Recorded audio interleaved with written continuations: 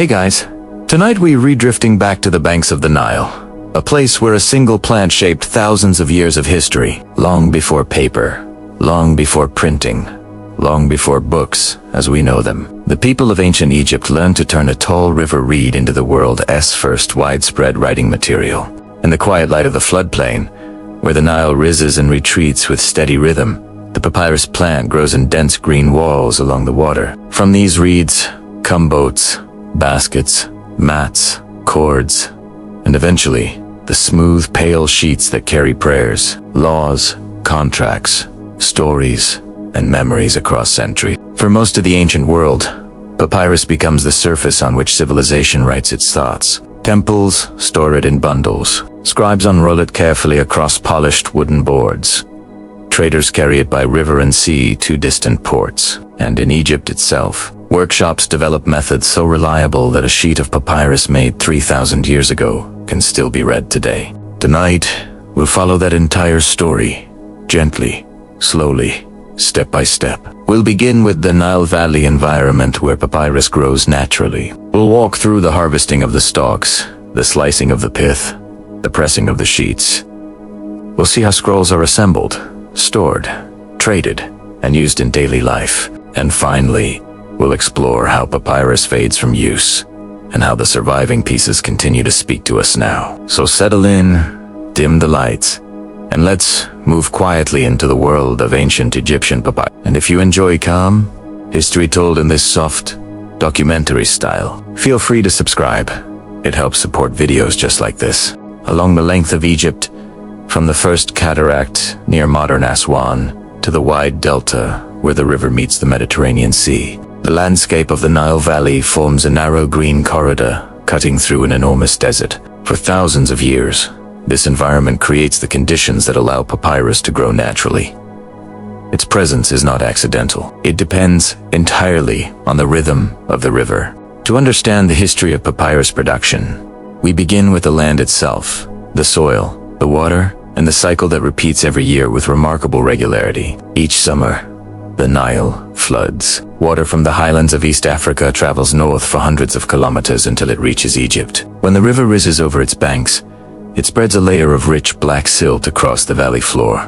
This silt, carried by the force of the flood, contains minerals, organic matter, and fine particles of earth that renew the soil. Without this yearly deposit, Egyptian agriculture could not survive in an environment surrounded by desert sands. The flood begins slowly, reaches its peak between August and September, and then recedes, leaving behind fresh ground ready for planting. The papyrus plant, Papyrus papyrus, thrives in this changing landscape. It prefers shallow water, marshes, and river edges, where the soil is saturated but not stagnant. The constant rise and fall of the Nile create exactly these conditions. Wherever the water stands at a steady level for weeks at a time, papyrus forms dense clusters that can stretch 4 meters across the bank. In ancient times, these clusters grow so thick that early travelers described them as natural walls of green rising above the surface of the river. The plant itself reaches impressive heights. A mature papyrus stalk can stand 2 to 4 meters tall. Its base is triangular, firm, and smooth to the touch. As it ascends, the stalk narrows before ending in a fan-shaped cluster of thin stems that spread outward like the ribs of an umbrella. Archaeological depictions of papyrus confirm this appearance in tomb paintings, temple reliefs, and carved columns. The plant is shown with the same distinctive silhouette. The roots of papyrus anchor deeply into the soft sediment of the floodplain. Because the plant grows in shallow water, its root system spreads horizontally more than vertically, forming thick mats that stabilize riverbanks. These mats also support diverse wildlife. Fish shelter in the underwater roots. Birds nest among the stems. Insects swarm around the green canopy. The papyrus thickets become miniature ecosystems within the larger environment of the Nile.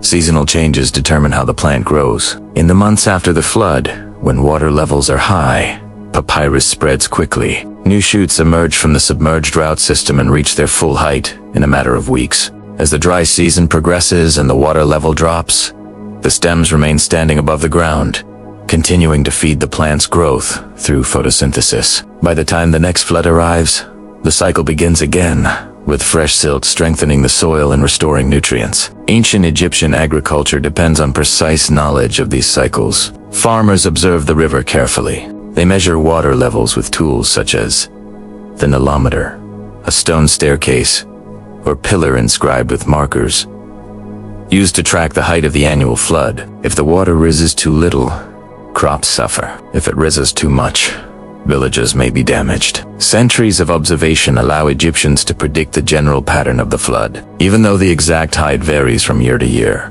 the presence of papyrus indicates areas where the water remains stable long enough for the plant to thrive. For this reason, papyrus stands serve as natural markers for the suitability of land. Areas with thick papyrus growth often signal that nearby fields will be fertile, as the water table is consistent and the soil is rich. In this sense, the environment communicates directly with the people who live in it. The river shows where life can flourish. The connection between papyrus and the Nile extends beyond ecology.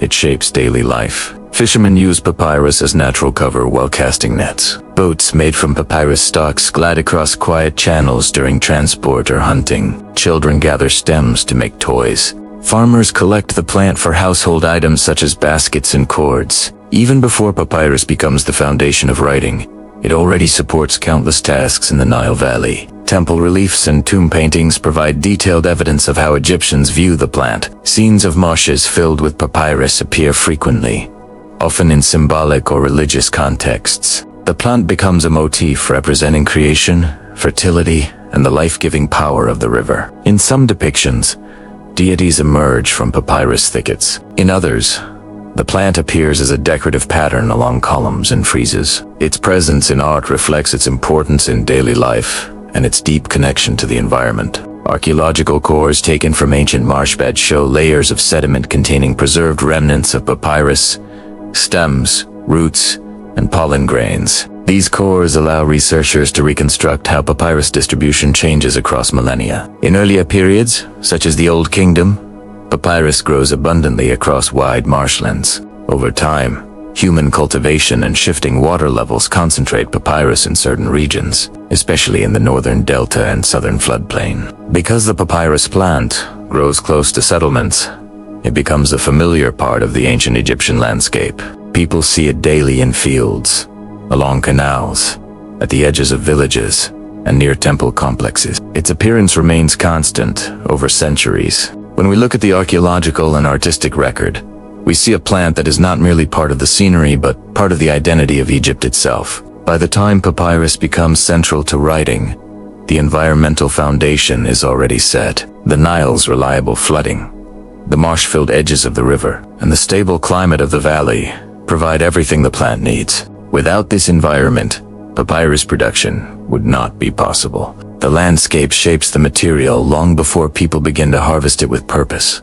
This stable, predictable environment forms the base of the entire history that follows, from early experimentation to full-scale production. Each later development depends on the simple fact that the Nile Valley provides a natural home where papyrus grows in abundance and renews itself year after year. To understand how ancient Egyptians turned papyrus into the world's earliest widespread writing material, we must begin with the plant itself. Cyperus papyrus is more than a reed. It is a structure of carefully balanced parts, each contributing to its strength, flexibility, and usefulness. Its anatomy explains why it becomes indispensable to daily life, why it adapts so well to sheet making, and why no other plant in the region performs the same functions. A papyrus stalk grows from a thick rhizome hidden beneath shallow water or saturated soil. These rhizomes spread horizontally, creating dense networks that anchor the plant in place. In archaeological samples taken from ancient marshes, these rhizome mats appear as compact layers of fibrous root material intertwined with silt. They form the foundation for entire stands of papyrus, allowing the plant to grow in clusters so dense that they resemble living fortifications along the riverbanks. From the rhizome emerges a single, upright stem. This stem is one of the plant's most distinctive features. While many reeds are hollow or weak, the papyrus stem is solid and triangular in cross-section. When ancient agricultural tools cut through it, the triangular shape resists, crushing and preserves its internal structure. This strength makes it ideal not only for weaving and construction, but also for slicing into thin strips, a crucial step in later papyrus production. The interior of the stem contains a white, spongy.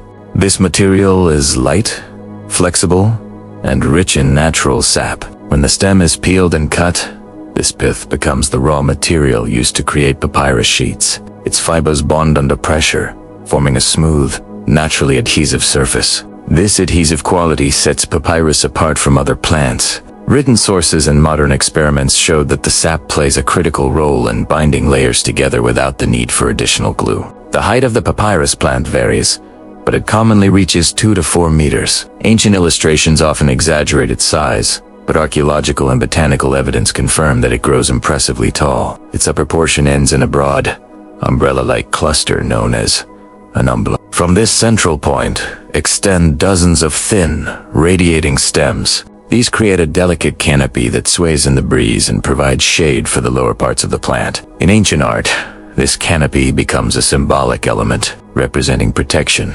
fertility, and the life-giving power of the Nile. The plant's color also holds significance. Its stem is a pale green that deepens as it matures. The umbel above takes on a brighter, slightly golden green tone. When large fields of papyrus grow tightly together, the combined effect produces a distinct visual landscape described in ancient texts, shimmering, vibrant, and almost luminous under strong sunlight. This characteristic appearance makes the plant immediately recognizable in Egyptian art.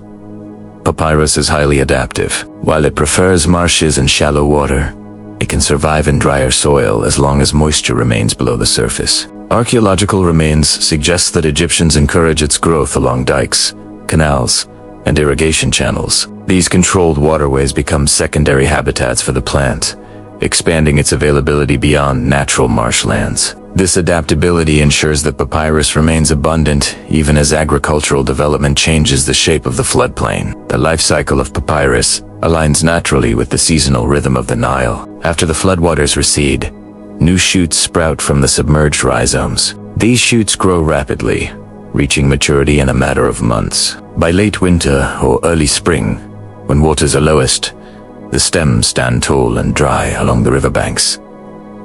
Ideal for harvesting, their structure is firm, their moisture content reduced, and their pith ready for processing. Ancient Egyptians observed these cycles carefully. Tomb scenes show workers cutting papyrus at the base, bundling stems, and transporting them by boat. The depiction of these activities indicates not only familiarity with the plant, but also the development of specialized labor around it. Harvesters recognize which stems are suitable for weaving, which for construction, and which for shipping. Their knowledge becomes part of the tacit skill passed through generations.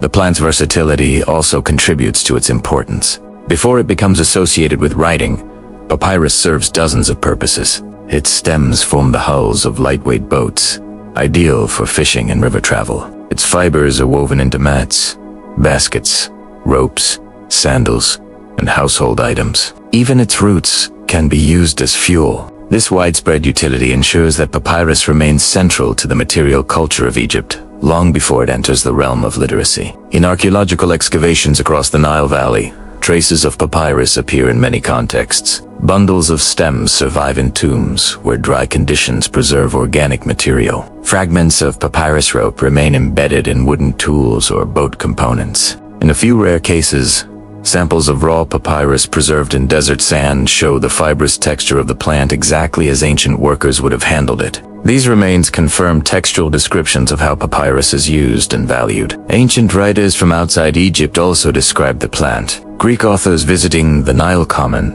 on the abundance of papyrus and its role in daily life. They observe how Egyptians craft boats from it, navigate marshlands with it, and use it as a staple material in their homes. These external accounts show that the uniqueness of papyrus is noticeable even to distant observers. The connection between papyrus and Egyptian identity is visible in symbolic uses as well. Papyrus capitals crown the tops of columns in temples and palaces. These capitals are shaped like bundles of papyrus stems tied together near the base, a visual representation of the plant's structure. In religious contexts, papyrus often symbolizes rebirth and creation. This association appears in temple reliefs, where creation goddesses emerge from papyrus thickets, reinforcing the link between the plant and the concept of emerging life. By the time Egyptians begin using papyrus as a writing surface, the plant already occupies a central role in their environment, economy, and symbolism. Its physical properties, strength, flexibility, and natural adhesion make it suitable for transformation into a durable sheet. Its abundance ensures a steady supply. Its cultural significance reinforces its value. All these factors converge, setting the stage for one of the most important innovations in the history of writing. Long before papyrus becomes a surface on which ancient Egyptians write their histories, prayers, and administrative records, it serves as one of the most versatile materials in daily life. The plant grows in such abundance along the Nile that communities learn to use nearly every part of it. These early, practical uses reveal how deeply papyrus is woven into the fabric of Egyptian existence, centuries before it takes on a literary role. Understanding these uses helps us see how familiar Egyptians become with the plant's properties, preparing the way for the later innovation of papyrus sheets. The most fundamental use of papyrus appears in transportation. Lightweight boats made from bundled papyrus stalks are among the earliest watercraft in Egypt. Archaeological depictions and pre-dynastic rock carvings show long, narrow papyrus boats with raised ends, propelled by paddles. Their construction relies on the natural buoyancy of the plant, because papyrus stalks contain air-filled cells within the pith. Large bundles float easily, even when woven or tied tightly together. These boats allow fishing, local travel, and movement through marshlands, where deeper wooden boats would run aground. Model boats found in ancient tombs reproduce these papyrus vessels in miniature. Although these models are symbolic, their detailed form matches descriptions from early periods, showing that papyrus boats remain a recognizable type across millennia. For communities living close to marshes, such boats provide essential access to reeds, fish, and seasonal waterfowl. Papyrus also becomes a foundation of household life. Its stems split easily, producing long, flexible strips suitable for weaving. These strips transform into baskets of various sizes, some used for carrying grain, others for storing tools or food. The weaving patterns preserved on ancient baskets show remarkable consistency, suggesting established techniques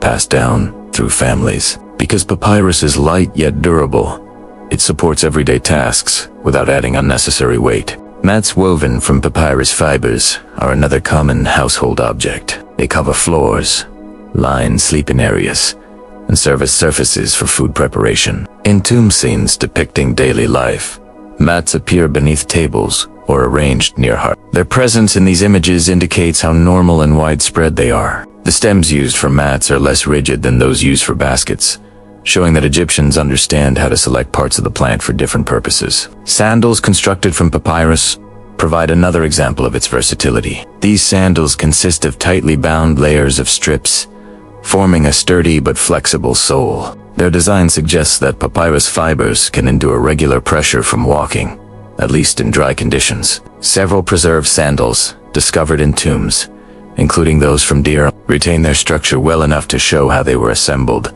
Cordage made from papyrus fibers forms the backbone of many household tools.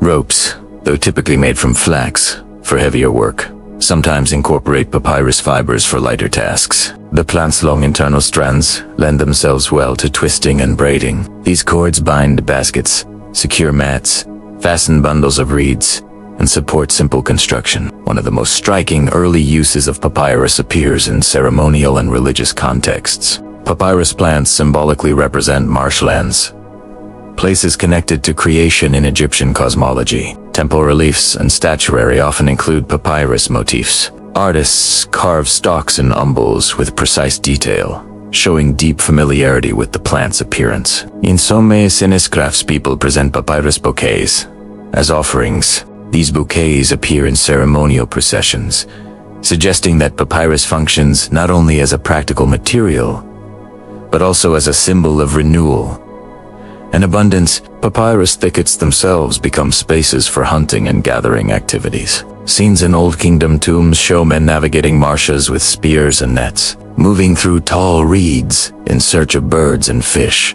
These images depict papyrus not as a background element, but as a central feature of the environment. The plant shapes where animals gather and where people travel, influencing daily patterns of subsistence. The stems of papyrus sometimes serve as building material. While not strong enough for structural beams, they form walls or partitions when bundled together. In rural settings, temporary shelters incorporate papyrus stems arranged vertically and tied with cords. Such structures provide shade and protection during agricultural work or seasonal harvest activities.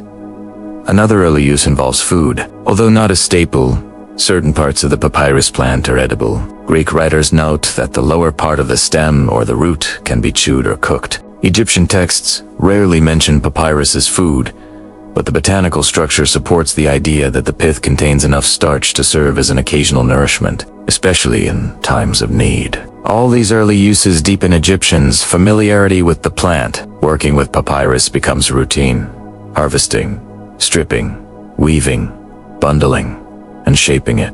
The act of cutting the stems near the base teaches harvesters where the plant is strongest. Splitting the stems for weaving reveals the fibrous internal structure. Using the pith for cordage or small items demonstrates the natural adhesiveness and flexibility of the material. This practical knowledge accumulated over generations sets the stage for a crucial transition. The realization that thin slices of papyrus pith can be arranged, pressed, and dried into a flat, durable surface suitable for writing. Such an innovation does not appear suddenly. It grows from long experience with the plant, the strength of the stem, the bonding quality of the sap, the flexibility of the fibers. All these properties become familiar before anyone thinks to apply them to writing. In Tissensei, the story of papyrus as a writing material begins long before ink ever touches its surface. The plant must first become part of everyday life, part of the environment, part of the identity of the Nile Valley. Only then can it move into the realm of administration, literature, and cultural memory. The transformation of papyrus from an everyday plant into the primary writing surface of ancient Egypt marks one of the most important innovations in human history. Yet the origins of this discovery do not begin in a workshop or under the direction of a single inventor. Instead, they grow slowly from generations of experience handling the plant, observing its properties, and experimenting with its structure. Understanding how papyrus becomes a writing material requires tracing this gradual evolution. Before formal writing develops in Egypt, people already work extensively with papyrus stems.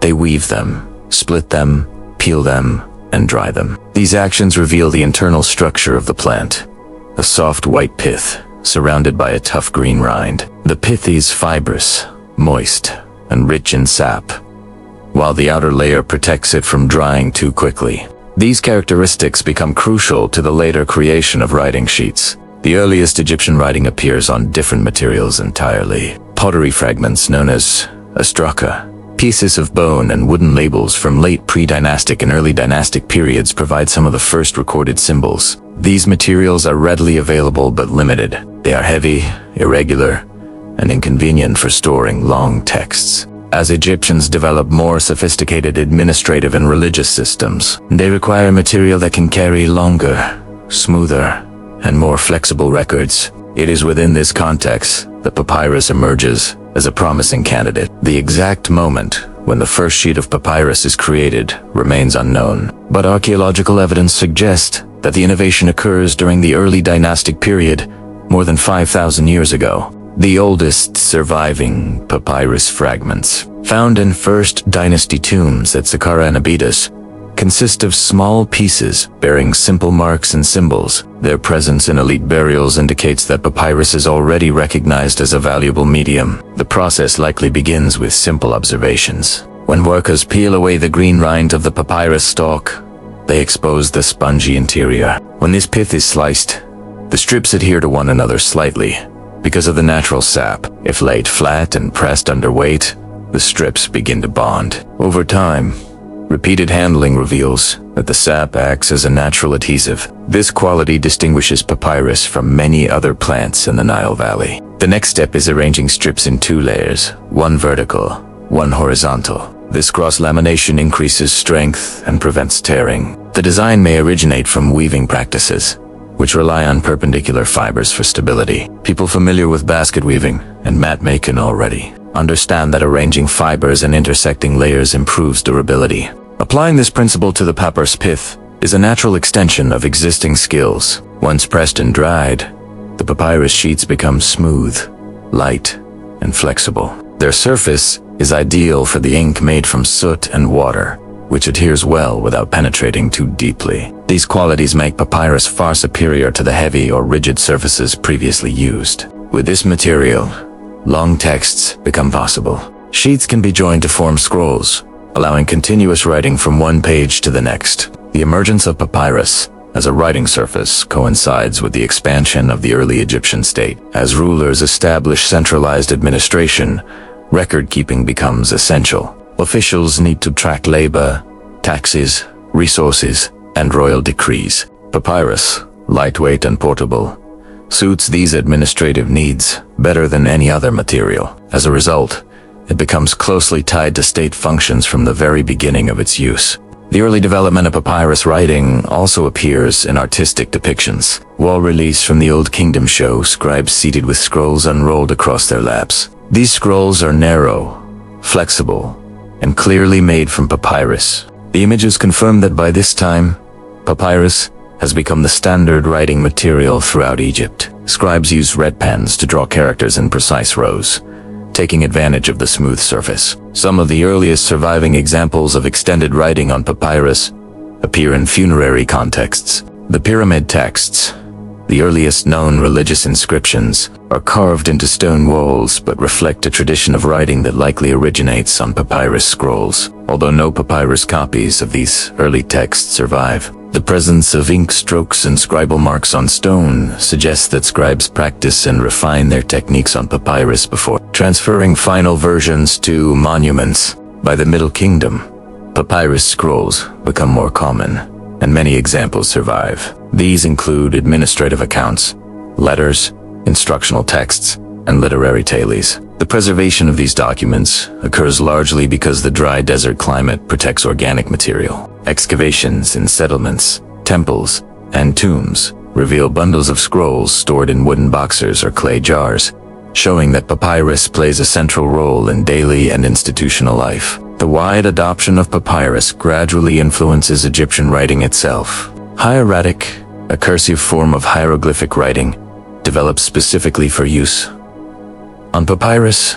Its strokes are faster and simpler than monumental hieroglyphs, designed for the fluid movement of a reed brush across a smooth surface. The existence of this script demonstrates how closely the medium and the writing system evolved together. The symbolic significance of papyrus also deepens during this period. The plant becomes associated with divine knowledge and scribal authority. In temple scenes, to god Thoth, patron of writing, is sometimes depicted holding a papyrus scroll. The plant becomes a symbol of order, memory, and continuity. Its presence in religious art reinforces its role not only as a tool but also as a cultural emblem. As papyrus becomes central to writing, its production shifts from household experimentation to organized craftsmanship. Workshops begin to appear in urban centers, particularly in regions where papyrus grows naturally. These workshops refine techniques of slicing, layering, pressing, and polishing. The sheets they produce achieve a level of uniformity that allows large volumes of text to be written and stored efficiently. Papyrus quickly becomes essential for administration,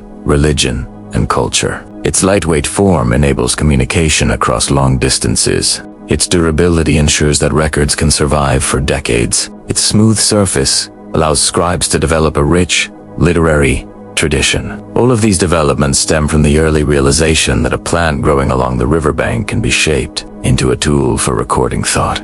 Papyrus production begins with the simple but demanding task of harvesting the plant itself. Along the edges of the Nile, where the water settles into shallow pools and the soil remains saturated after the annual flood, workers gather the tall green stalks that will later become tools, mats, baskets, and writing material. Harvesting is a seasonal activity shaped by the rhythm of the river, the condition of the plants, and the techniques perfected through generations of practice. The ideal time for harvesting papyrus comes during the low water months, typically in late winter or early spring. By this point in the seasonal cycle, the stems have reached full height, their structure has firmed, and their internal pith has developed enough density for processing. When the waters recede, the stalks stand dry and accessible, no longer submerged at the base. Ancient workers recognized this moment as the most efficient time to cut the plants, ensuring strong fibers and consistent quality. Workers move into the marshes in groups,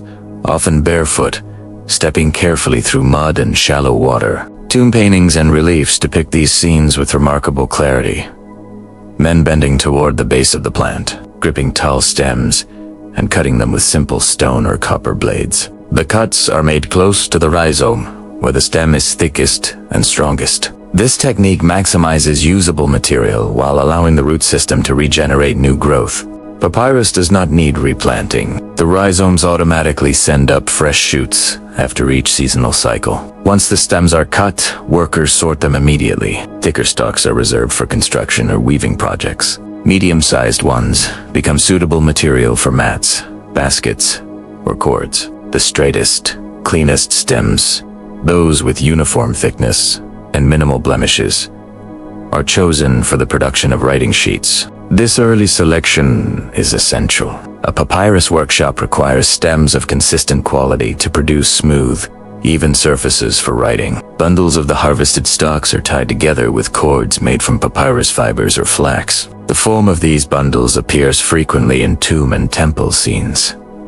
Long, narrow sheaves carried over the shoulder or placed inside boats for transport. Because papyrus is lightweight, even large bundles can be moved easily. This mobility allows workers to travel between marshlands and processing areas without heavy strain. Transport takes place primarily along narrow channels that cut through the floodplain. Small boats, often constructed from papyrus itself, glide along calm water to collect harvested stalks. These craft are perfectly suited to marsh environments where wooden boats might struggle. With raised ends and flexible hulls, papyrus boats can navigate dense reeds and shallow waters with ease. Workers stack bundles carefully to keep the boats balanced, preventing them from tipping under uneven weight. When transported by land, bundles are carried on workers' backs or balanced on wooden frames. Artistic depictions show rows of men walking along embankments, each carrying several armfuls of papyrus stalks. The scenes convey not only the labor involved,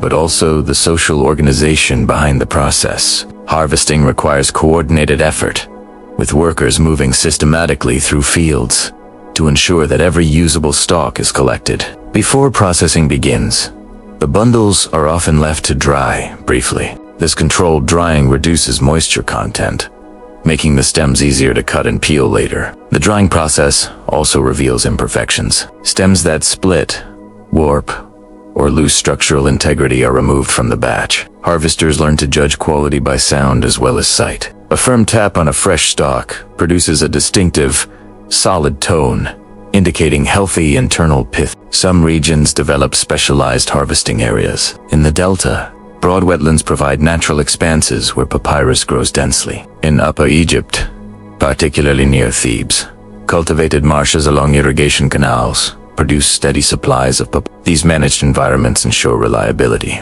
especially when natural marshes fluctuate in size due to variations in flood levels. By cultivating papyrus in controlled areas, the Egyptians maintain consistent access throughout the year. Harvesting also involves careful management of the plant's natural growth. Because the rhizome remains intact after cutting, new shoots appear within weeks. Workers return to the same areas season after season, observing the health of the plant clusters. Areas with poor regrowth indicate soil exhaustion or changes in water levels. In such cases, irrigation channels may be adjusted or harvesting intensity reduced. This knowledge of the plant's biology reflects a close relationship between Egypt's agricultural workers and the landscape they inhabit. The harvesting process is not merely practical.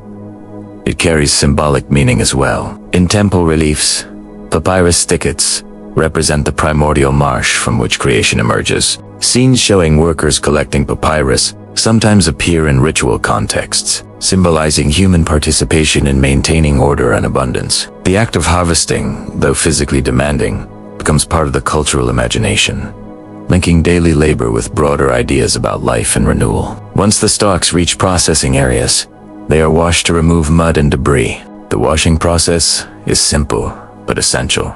Dirt left on the outer rind interferes with later peeling and slicing. Workers rinse the stems in basins or shallow river edges, turning them slowly to expose all surfaces. Artistic scenes often show this washing stage near the water, sometimes accompanied by baskets and tools placed nearby. The final step of the harvesting phase involves sorting the stems once more before they enter workshops. Workers examine the length, thickness, and straightness of each stalk. Those selected for writing material must meet higher standards than those destined for everyday tools. The outer layer should be smooth, the interior pith uniform, and the stem free from insect damage or discoloration. This careful selection ensures the production of papyrus sheets that are strong, flat, and receptive to ink. Through this long tradition of harvesting, ancient Egyptians develop intimate knowledge of papyrus, its cycles, its strengths, its weaknesses. They understand how to take a plant growing freely in the marshes and prepare it for a purpose far beyond its natural form.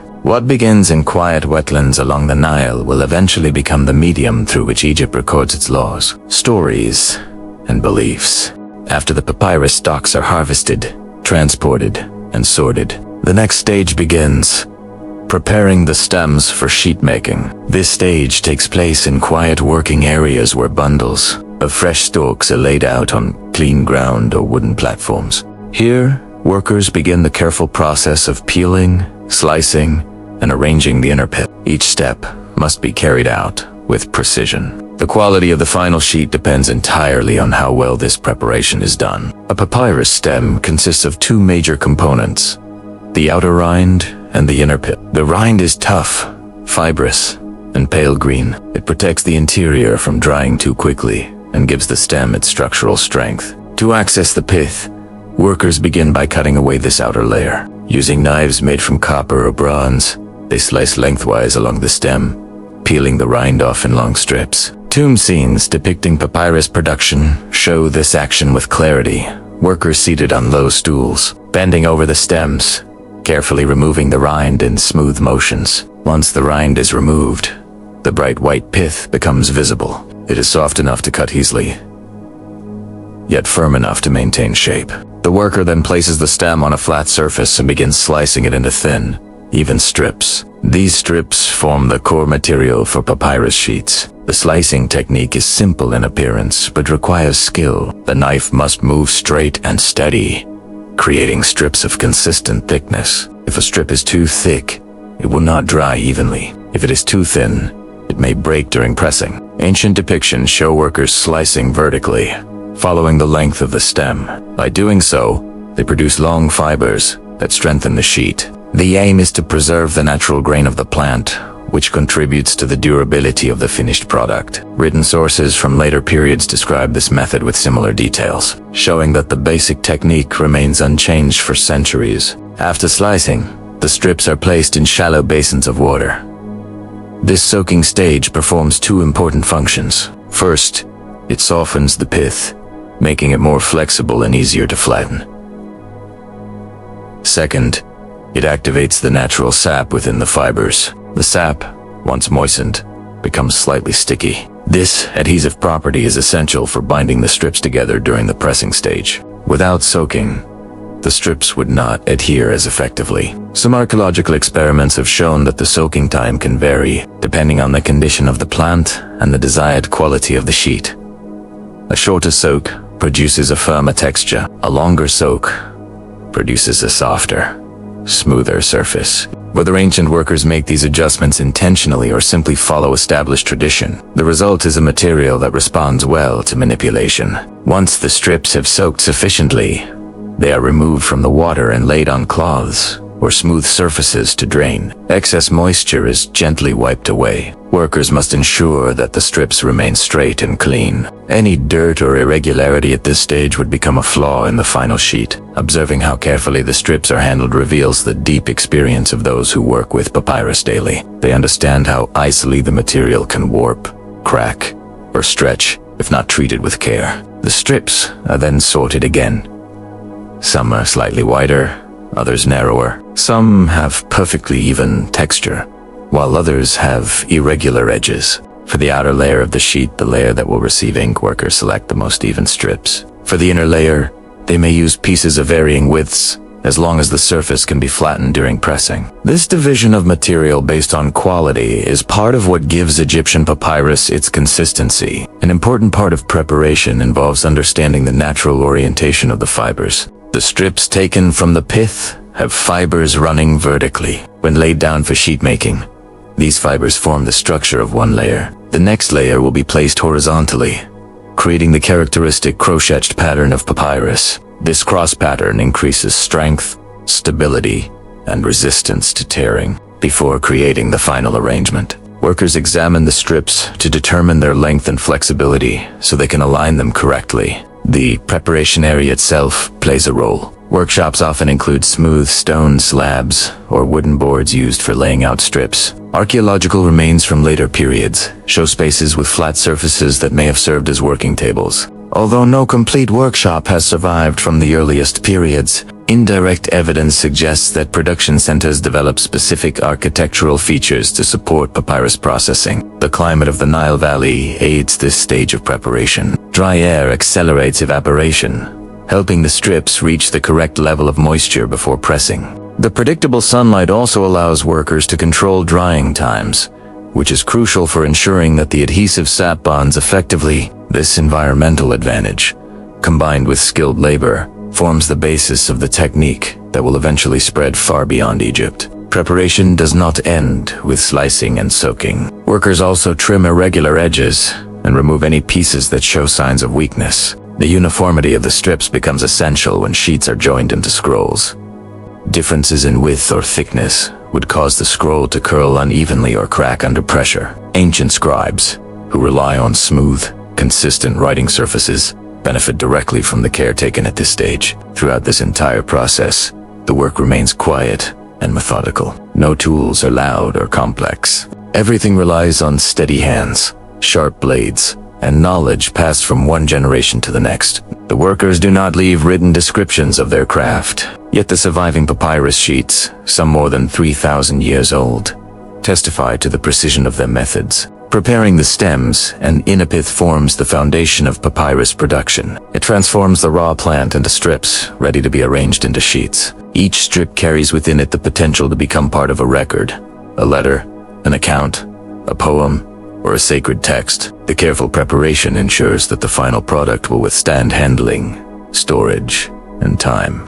With the papyrus strips prepared, soaked, softed, sorted, and ready, the most distinctive stage of production begins: the formation of the sheet itself. This process, simple in appearance, yet refined through centuries of practice, is what transforms a marsh plant into one of the ancient world's most important writing materials. Every sheet produced follows the same principles: alignment, layering, pressure, and drying. When these steps are carried out carefully, the result is a surface smooth enough for writing and strong enough to last for generations. The first task in sheet making is to create the base layer. A worker takes individual strips of papyrus pith and lays them side by side on a clean, flat surface. The strips must touch, but not overlap. Each strip is placed with its fibers running vertically. The aim is to create a continuous surface, with fibers all oriented in the same direction. The worker checks that the strips are roughly equal in length and thickness.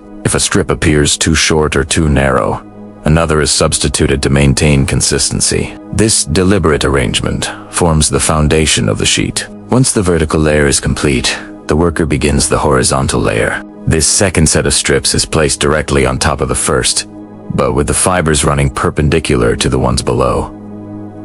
This cross-lamination strengthens the sheet significantly. It prevents the fibers from splitting along their natural grain and makes the finished material more resistant to tearing. The technique resembles weaving, but without interlacing the strips. They simply lie across each other, forming a grid. The natural moisture and sap within the strips act as a bond between the layers. Ancient workers noticed that when two wet strips are pressed together, they adhere gradually as they dry. This property makes papyrus unique. No external glue is required. The plant's internal chemistry provides everything necessary for adhesion. Modern experiments confirm that the sap contains polysaccharides that behave like plant-based glue, binding the fibers under pressure. After the two layers are arranged, workers sprinkle a small amount of Nile water across the surface. This extra moisture helps activate the sap and ensures even bonding. The sheet is then transferred to a pressing surface. In early periods, this may be a flat stone or wooden board. In later times, smoother, more finely polished surfaces appear in workshops. The sheet is placed beneath a weight, often another flat board with heavy stones placed on top. Pressing is not a quick step. The sheet must remain under pressure long enough for the strips to bond. The exact duration depends on humidity, temperature, and the thickness of the strips. In the dry climate of Egypt, the bonding process proceeds efficiently. Workers periodically remove the weight to check the sheet, ensuring that no bubbles, folds, or gaps appear between the layers. If any irregularities are found, the sheet is smoothed by hand or adjusted before the pressing continues. Once the initial bonding is complete, the sheet is removed from under the weight and inspected. It appears as a unified surface, though still damp and flexible. At these stage, workers trim the edges with knives to create clean, rectangular borders. These trimmed edges make it easier to join multiple sheets later, forming scrolls of consistent width. The sheet then undergoes a crucial stage, drying. Workers place it in direct sunlight or in well-ventilated areas. The dry air of the Nile Valley ensures quick and even evaporation. As the sheet dries, it stiffens, and the two layers fuse completely. The surface becomes pale, often ivory or beige in color. Much of the smoothness of papyrus comes from this drying stage, which causes the fibers to contract slightly and lie flat. Once dry, the sheet must be polished. This step gives papyrus its characteristic finish, suitable for writing. Workers use smooth stones, shells, or pieces of ivory to burnish the surface. They move the tool across the sheet in long, even strokes. The burnishing compresses the fibers further, removes small imperfections, and produces the slight sheen visible on high-quality papyrus. This polished finish prevents ink from spreading unpredictably and allows scribes to draw straight, sharp lines. After polishing, the sheet is ready for use or for assembly into scrolls. If the sheet is intended for immediate writing, it may be used individually for short notes or administrative records. For longer texts, the sheets are joined one to another. The joining process involves overlapping one edge of a sheet with another and pressing them together using moisture and pressure. The overlap must be precise so that the scroll rolls smoothly without bulging. The quality of papyrus varies depending on the thickness of the strips, the care of the pressing process, and the skill of the workers. In some periods, particularly when papyrus is in high demand, workshops produce multiple grades. Higher grade sheets, used for official documents or important literary texts, feature finer strips and careful finishing. Lower grade sheets, used for everyday notes or drafts, may have visible imperfections or slightly rough surfaces. Despite these variations, the essential method remains consistent across centuries. Even in later periods, when Greek and Roman authors describe papyrus production, the process matches what Egyptian art and modern experiments reveal. This stability reflects the efficiency of the technique. Once perfected, it requires no major improvements.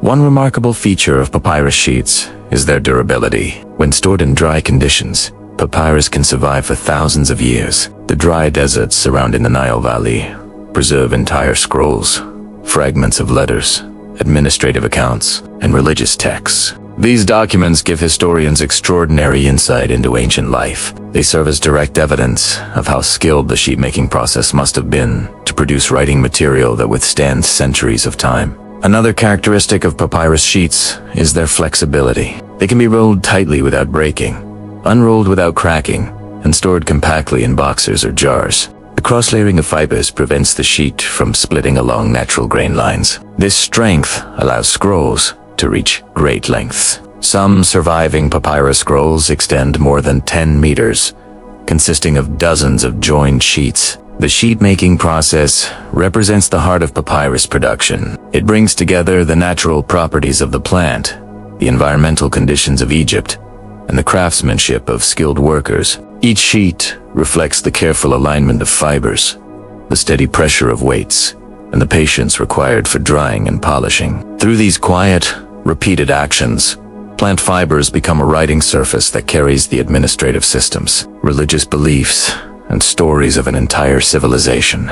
Once the two layers of papyrus strips have bonded under pressure, the material begins to resemble a true sheet, but the process is not complete. What comes next determines whether the sheet will be smooth enough for writing, strong enough to endure handling, and uniform enough to join with others in a scroll. Drying, polishing, and finishing together form a single, deliberate sequence, carried out with the same calm precision seen throughout papyrus production. When the sheet is removed from the press, it is still damp and slightly pliable. At this stage, it looks pale and fibrous, with the vertical and horizontal strips clearly visible beneath the surface. Workers lift the sheet carefully to prevent tearing. Even though the layers have begun to bond, the fibers are not yet fully set. A slight twist or careless fold could weaken the structure.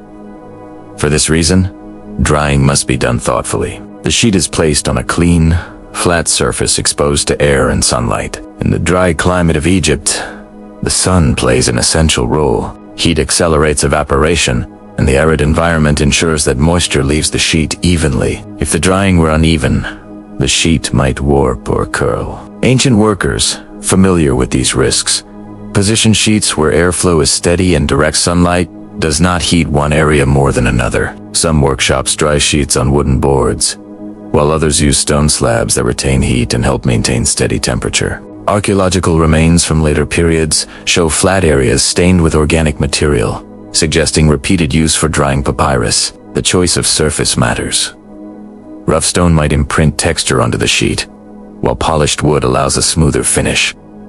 As the sheet dries, the strips contract slightly. The shrinking action tightens the fibers and strengthens the bond created by the plant's natural sap. Workers check the sheet periodically, lifting corners gently to determine stability. When the sheet reaches the point where it no longer bends excessively but is not yet brittle, the next stage begins. Polishing transforms the sheet into a writing surface. Without polishing, ink would spread across the fibers, making the text imprecise. With polishing, the surface becomes smooth, compact, and slightly glossy, allowing a scribe's brush or pen to produce clean lines. The tools used for polishing include small stones, shells, pieces of bone, and smooth fragments of ivory. These objects appear in some archaeological contexts and match descriptions from later writers. The worker holds the polishing tool in one hand and presses it firmly against the sheet. With steady, repetitive movements, the tool is drawn across the surface in long strokes. The pressure compacts the fibers, flattens small ridges created by the overlapping strips, and removes loose particles. This process may continue for several minutes or longer, depending on the quality expected of the final product. Polishing serves another purpose. It makes the sheet more uniform. A papyrus scroll must roll smoothly without catching at uneven edges.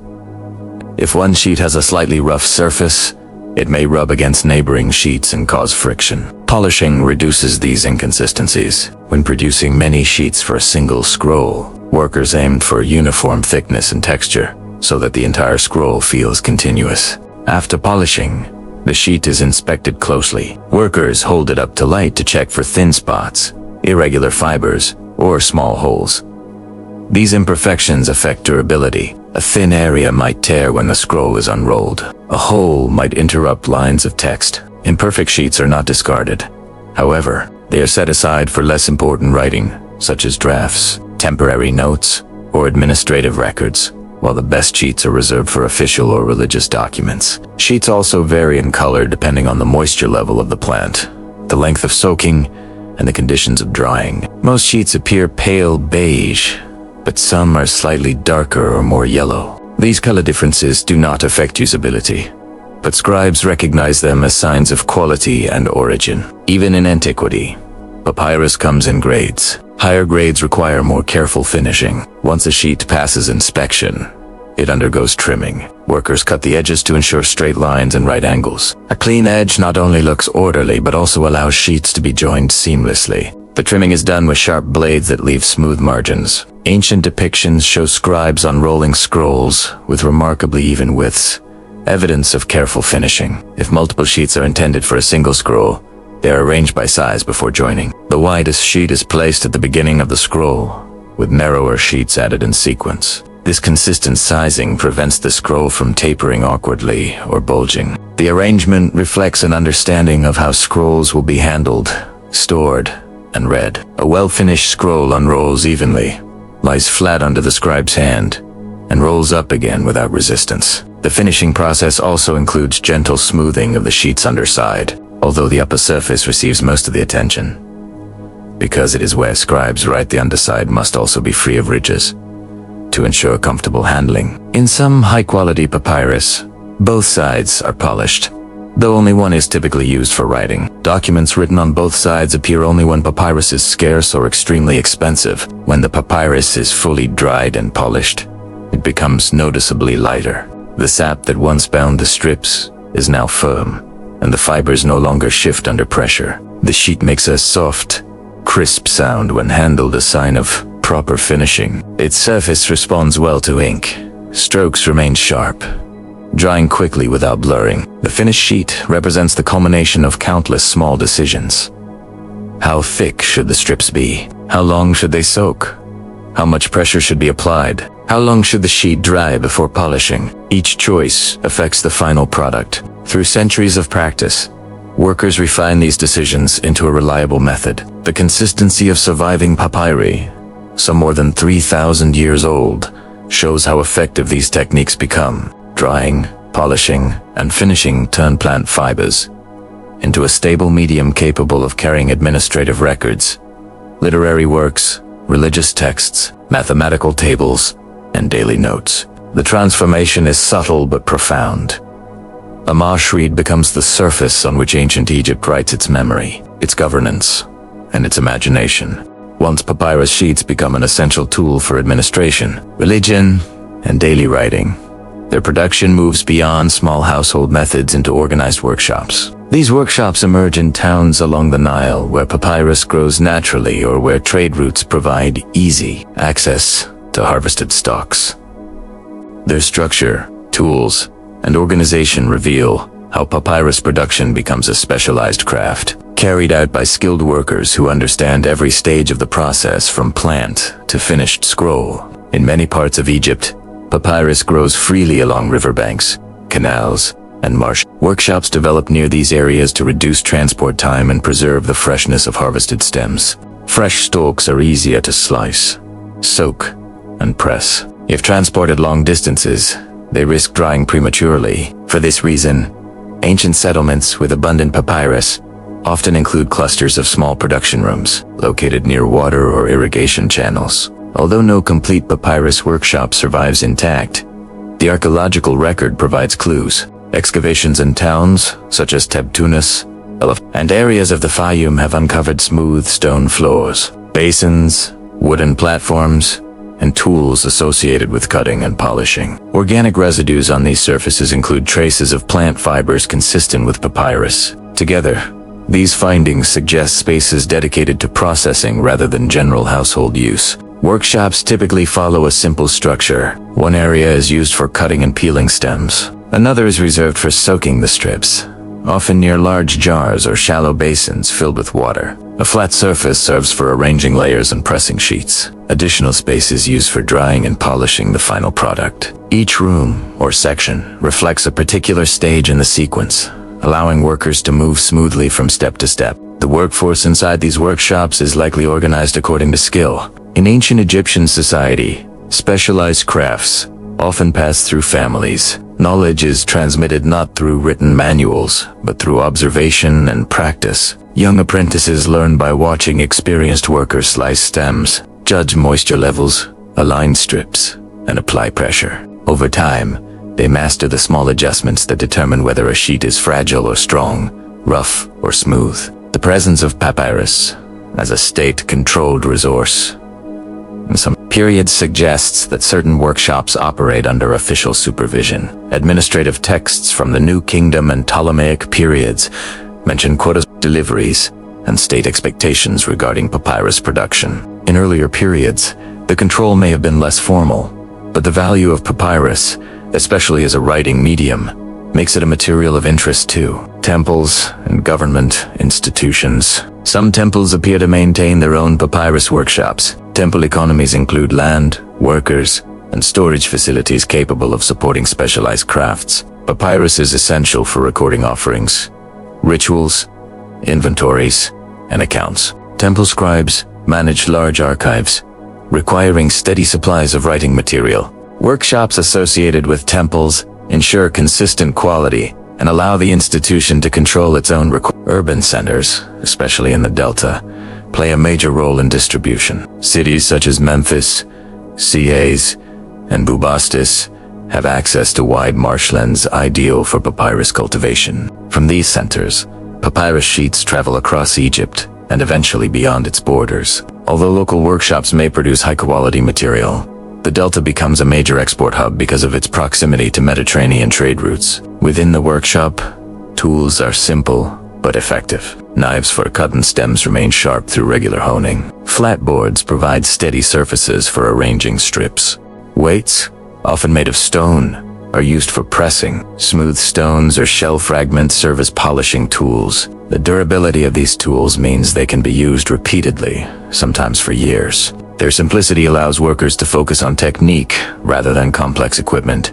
The organization of space within the workshop reflects efficiency. Cutting takes place near a water source for washing stocks. Drying occurs in open courtyards or on rooftops where sunlight is strong. Polishing is often done indoors to avoid dust settling on the sheets. Storage areas hold bundles of finished sheets, sorted by size or quality. These storage spaces must remain dry and clean. A single drop of moisture or an infestation of insects could damage entire bait. Papyrus workshops also engage in sheet joining. When producing scrolls, workers use overlapping edges to connect individual sheets. This joining process occurs in the same environment, but requires its own careful technique. The edges must align perfectly. A slight angular, uneven overlap affects the scroll's ability to roll smoothly. Joint sheets are pressed again to ensure a firm bond. Some scrolls require dozens of sheets, and the final structure must withstand repeated handling. The economic impact of these workshops extends beyond their immediate towns. Papyrus becomes a valuable trade item, especially in periods when Egypt exports writing material to the Near East, Greece, and Rome. Merchants purchase bundles of finished sheets or complete scrolls and transport them by boat along the Nile or across the Mediterranean. In these regions, papyrus holds a status similar to high-quality parchment in later centuries. Inside Egypt, workshops also supply scribal schools. Young scribes practicing hieratic or hieroglyphic writing require consistent material for training. Administrative centers, responsible for large volumes of accounts, correspondence, and legal records, depend on steady supplies. The demand for papyrus ensures that workshops operate continuously throughout the year, adjusting their pace based on the availability of raw material. The presence of these workshops also affects local economies. Workers harvest, transport, slice, press, and polish. Vendors sell tools. Boatmen move bundles between marshes and towns. Scribes purchase writing material for their tasks. In this way, papyrus production supports a network of labor and trade, far larger than the workshop itself. Papyrus workshops form a bridge between nature and administration. They take a plant from the marshes and turn it into an object capable of recording the decisions of kings, the rituals of temples, the poetry of writers, and the correspondence of merchants. The quiet work done in these spaces shapes the written history of Egypt and, through export, the wider ancient world. Papyrus becomes meaningful only when ink touches its surface. The development of writing tools in ancient Egypt emerges alongside the evolution of papyrus production. The two processes grow together as papyrus sheets become smoother and more uniform. Scribes refine the instruments used to write upon them. The result is a complete system: paper, ink, and brush that supports thousands of years of administrative work, literature, religious texts, and everyday communication. Egyptian ink is simple in composition yet highly effective. Its primary ingredient is soot, collected from oil lamps or burnt wood. Soot provides a deep black color with excellent coverage. To these soot, scribes add water and a small amount of gum arabic, a natural resin produced from acacia trees. The gum acts as a binder. It helps the particles adhere to the papyrus surface without spreading. When applied to polished papyrus, the ink dries quickly, forming strokes that remain sharp even after centuries. Red ink also appears frequently, made from red ochre, a naturally occurring iron oxide. It provides contrast for headings, corrections, or sacred names. Scribes use red to highlight beginnings of sections, key terms, or important ritual phrases. The presence of red ink in many documents shows that Egyptian writing traditions include a structured visual rhythm, long before later cultures developed similar methods. The primary writing instrument is the brush pen made from a narrow reed. The tip of the reed is chewed or cut to create a cluster of soft fibers, allowing it to hold ink. This tool produces strokes that vary in thickness depending on pressure and angle. The flexibility of the brush complements the polished surface of papyrus. Together, they form a writing experience that is fluid, expressive, and efficient. The typical scribal kit includes a wooden palette with shallow wells for black and red ink. These palettes appear in tombs from the Old Kingdom onward. Many are inscribed with the owner's name, a sign of professional identity and pride. The palette often includes a groove to hold several reed brushes. This simple arrangement provides everything a scribe needs to carry out both administrative and literary tasks. Writing on papyrus requires a steady hand. The scribe positions the scroll on a flat board or holds it across the knees. With the left hand, the scribe supposes the with the right, the brush moves across the surface. The vertical fibers on the recto front side guide strokes, helping maintain straight lines. In longer scrolls, the scribe unrolls the papyrus gradually, writing section by section. When a portion is complete, the scroll is rolled again to protect the text. The interaction between ink and papyrus reveals why this writing system becomes so successful. The polished surface of the sheet prevents ink from bleeding deeply into the fibers. Instead, it rests lightly on the top layer. This quality allows corrections. A scribe can dampen a small section, scrape lightly, and write again. Many surviving documents showed traces of these corrections. The ability to rework text without damaging the sheet adds flexibility to administrative work, where accuracy is essential. Egyptian scripts evolve in harmony with hieratic.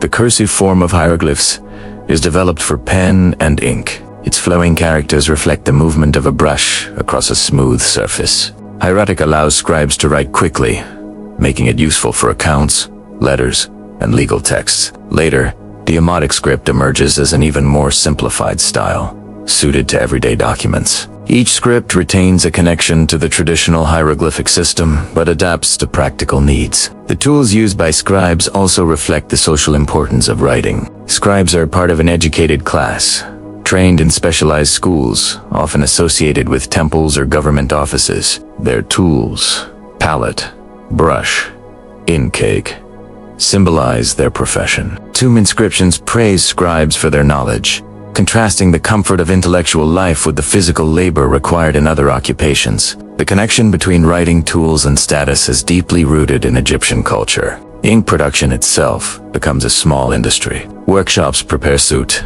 grind pigments, and mix ingredients to form ink cakes. These cakes are dried and stored until needed. A scribe adds water on the palette to create liquid ink. Because the ingredients are simple and widely available, ink remains an accessible resource across Egypt. Even remote settlements possess ink and brushes, as shown by surviving ostraca and fragments of papyri found far from major cities. The quality of ink varies depending on the source of soot and the method of preparation. Fine soot from oil lamps produces deep, uniform black. Coarser soot creates a lighter, more granular texture. Red ink varies in shade depending on the mineral composition of the ochre. These variations do not hinder writing but add subtle differences to surviving manuscripts. The design of the reed brush also evolves. Some brushes have tips cut at an angle, creating broader strokes ideal for titles or large characters. Others are sharpened to fine points for detailed writing or corrections. Brushes wear down over time. Scribes cut the tips repeatedly to restore sharpness, meaning a single reed may serve for many writing sessions. Archaeological finds include bundles of brushes stored together, showing that scribes keep several at hand to switch between tasks. Scroll layout is another important aspect of writing on papyrus. Lines are typically written horizontally from right to left. Margins are left at the top and bottom to prevent fraying from affecting the text. In longer documents, scribes divide the text into sections using red ink or slightly larger characters. These conventions develop early and remain consistent for millennia. The combination of durable ink, smooth papyrus, and flexible brushes allows Egypt to develop a written tradition of remarkable continuity. From administrative lists to medical manuals, from legal contracts to poetry, the tools remain largely the same. The stability of this system reflects its efficiency. It requires no complex machinery, only skilled hands and simple materials found along the Nile. Many surviving papyri show how well this method endures. Even after thousands of years, lines of ink remain crisp. Black strokes stay intense. Red headings remain bright. The sheets retain legibility despite being fragile. The fact that these texts survive at all reveals the success of the ancient scribes' technique. Papyrus, ink, and brush together create a medium that shapes Egyptian record-keeping and literature. The tools work in quiet partnership. Without papyrus, the ink has no surface. Without ink, the sheet remains blank. Without the brush, the thoughts of scribes cannot take form. Once individual papyrus sheets are completed, trimmed, polished, and inspected, they enter a new stage of transformation. A single sheet can hold only a short text. To create longer documents, the sheets must be joined together and assembled into scrolls. This practice becomes one of the defining features of written culture in ancient Egypt. The scroll not only serves as a practical form for reading and storage, but also becomes a symbol of knowledge, authority, and continuity. Scroll construction begins with selection. Sheets intended for the same scroll must be similar in width, color, and texture. Workshops sort finished sheets accordingly. Variations, even small ones, can affect how smoothly a scroll rolls and unrolls. A consistent width ensures that the scroll remains cylindrical and stable when stored. The goal is to produce a long, continuous writing surface that feels uniform under the hand of the scribe. Joining the sheets requires careful preparation. The worker overlaps the right edge of one sheet with the left edge of the next. The overlap is subtle, usually no more than a centimeter. Moisture is applied lightly to soften the fibers. When pressure is added, the natural sap within the papyrus bonds the two edges together. This bonding technique mirrors the method used in individual sheet construction. The result is a smooth joint that remains flexible but firm. This process is repeated until the scroll reaches the desired length. Some scrolls consist of 10 or 20 sheets. Others extend much further. Surviving examples show scrolls more than 10 meters long, containing dozens of sections of text. The length depends on the purpose of the document. Religious texts, such as funerary literature, may require long scrolls, while short administrative lists need only a few sheets. Once joined, the scroll undergoes a second pressing. This pressing ensures that the overlaps lie flat and that no air pockets remain between layers. Air pockets could weaken the structure or cause uneven rolling. A weighted board is placed on top of the scroll, distributing pressure evenly. When the scroll is removed, it feels firmer and more cohesive, ready to receive ink. The next step involves smoothing the joint surface. Even with careful trimming, slight variations can appear at the joints. Workers use polishing stones to glide across the joints, removing small ridges and providing a continuous feel. The result is a writing surface that allows scribes to move from one sheet to the next without interruption. Scrolls are written on one side, the recto, where the vertical fibers run parallel to the length of the scroll. This orientation benefits scribes. The brush moves smoothly along the vertical fibers, allowing for straight lines and steady text. The verso, with horizontal fibers, is usually left blank. Only in times of scarcity or when needing to reuse material do scribes write on both sides.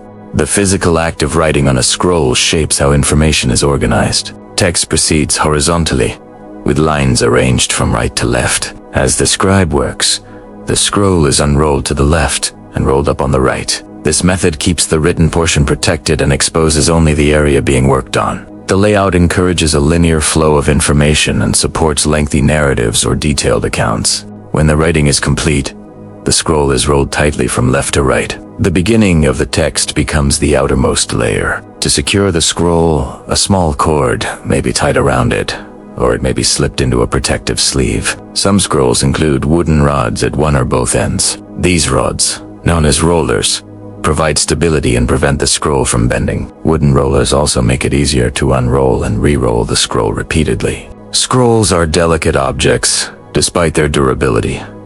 Moisture, mold, insects, and rough handling can damage them. For this reason, storage becomes an important aspect of papyrus culture. Archives in temples, administrative buildings, and private households include boxers, jars, shelves, and niches designed to protect scrolls from environmental threats. One common storage method uses cylindrical containers made of clay or wood. Scrolls placed inside these containers remain insulated from humidity and pests. Some of these containers bear labels written on the outside, indicating the scroll's contents. This practice allows scribes and administrators to locate records quickly without unrolling multiple scrolls. Other storage systems rely on wooden chests. A chest might hold dozens of scrolls arranged carefully to prevent crushing. Some administrative complexes feature rooms with shelves built directly into the walls. In these spaces, scrolls are placed horizontally in stacks or vertically in rows. The stability of these structures helps preserve documents over long periods.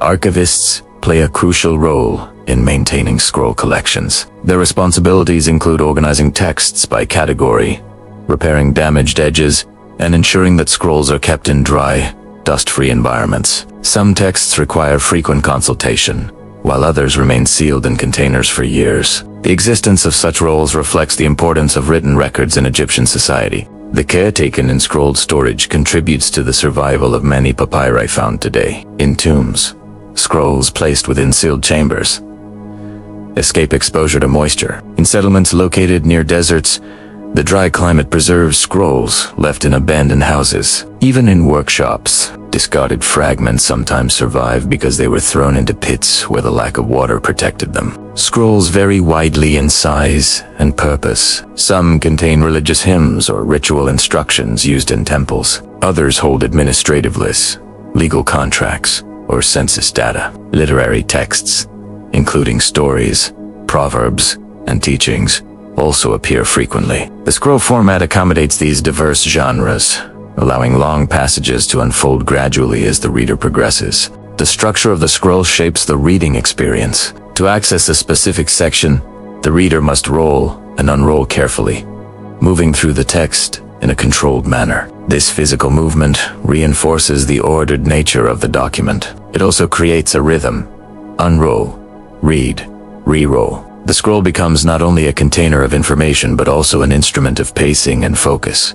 Scroll construction and storage reveal how papyrus becomes more than a writing surface. It becomes a format, a method of arranging, preserving, and transmitting information. Through the quiet work of joining sheets, smoothing surfaces, and storing scrolls with care, Egyptian scribes create a medium that endures, not only in their own time but in the archaeological record that survives thousands of years. As papyrus production reaches a stable and reliable form, it becomes deeply woven into the fabric of Egyptian administration. For officials, accountants, temple workers, tax collectors, and scribes, papyrus serves as the essential medium through which the state records its activities. It appears everywhere in village registers, temple inventories, legal contracts, tax documents, census lists, and letters. Through these records, Egypt maintains one of the earliest and most sophisticated bureaucratic systems in the ancient world. Large-scale administration begins with agriculture, the foundation of Egyptian economy. Each year, the Nile floods, covering fields with rich silt. When the floodwaters recede, farmers cultivate wheat, barley, flax, and vegetables. To ensure accurate distribution of labor and taxation, local officials record which parcels of land belong to each household, what crops are planted, and what yields are expected. These records are written on papyrus. Lines of neat hieratic script describe boundaries, harvest quantities, and obligations owed to temple estates or royal authorities. Taxation relies heavily on papyrus. Grain, livestock, oil, beer, and textiles are assessed, collected, and redistributed according to documented quotas. When a farmer delivers grain to a state granary, The scribe records the amount. A second scribe may create a duplicate copy to send to a central office. Through these parallel records, the state monitors both local officials and taxpayers. Such systems reduce the possibility of fraud and ensure that temple workers and royal construction projects receive necessary supplies. Legal administration also depends on papyrus. Contracts documenting marriages, inheritances, property sales, and loans appear frequently in archaeological collections. These documents provide detailed insight into how ordinary Egyptians manage family relations and finances. A contract often states the names of the parties, the terms of agreement, and the witnesses present. The clarity and precision of these texts show how writing becomes a stabilizing force in society. Once inscribed on papyrus, an agreement gains authority and permanence. Letters represent another important category of administrative papyrus. Couriers carry messages between towns, from officials to farmers, or from temple administrators to work crews. These letters reveal the practical concerns of daily governance, requests for materials, instructions for repairs, updates on grain shipments, and reports of local disputes. Because papyrus is lightweight and compact, letters can be transported efficiently along river routes and roads. Administrative papyrus also plays a central role in workforce organization. Large projects, such as constructing temples or maintaining canals, require coordinated labor. Overseers compile lists of workers, track attendance, document absences,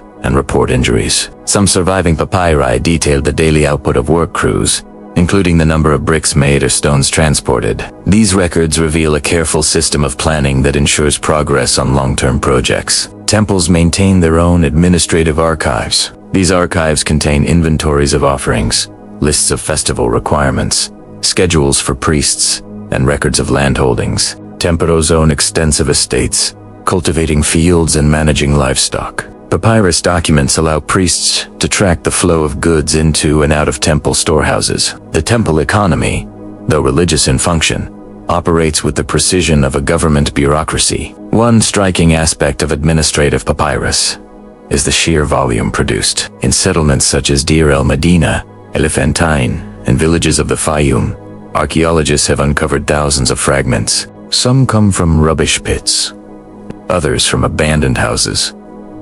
Their survival is accidental, yet they reflect the scale of written activity in ancient Egypt. Every transaction, every delivery, every decision leaves a trace on papyrus. Over time, these traces form an extensive record of social and economic life. Papyrus also supports judicial administration. When disputes arise, scribes record testimony, decisions, and penalties. These legal documents provide insight into how judges evaluate evidence and how plaintiffs and defendants present their cases.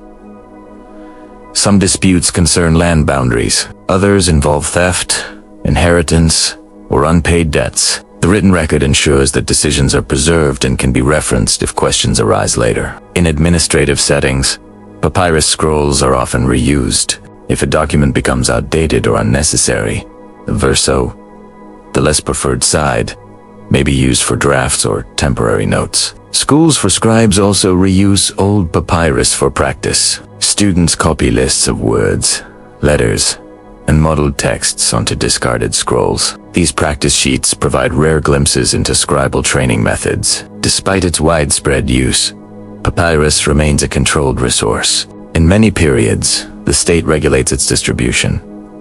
Officials receive papyrus as part of their wages. Temples receive specific amounts for annual record keeping. This controlled flow ensures that important institutions have reliable access. The central government may require workshops to deliver quotas, especially when preparing for large building projects or census years. The durability of papyrus contributes to the stability of administration. Unlike clay tablets, which are heavy and fragile, papyrus scrolls can be transported across long distances without great difficulty.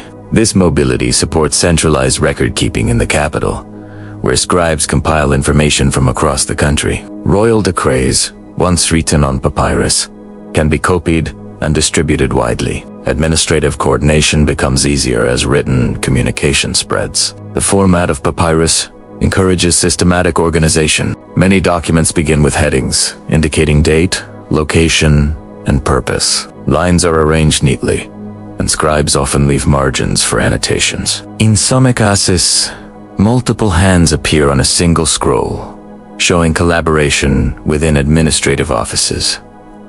A scribe might draft a document, a supervisor might add corrections, an overseer might sign to confirm authenticity. One of the most valuable aspects of administrative papyrus is its chronological structure. Data recorded according to regnal years of pharaohs. This consistency allows historians to reconstruct timelines with precision. For example, work records from Deir el-Medina provide daily entries that describe deliveries of supplies, attendance of workers, and progress on royal tombs. These entries form one of the most detailed labor records in the ancient world. Papyrus administration also reflects social hierarchy.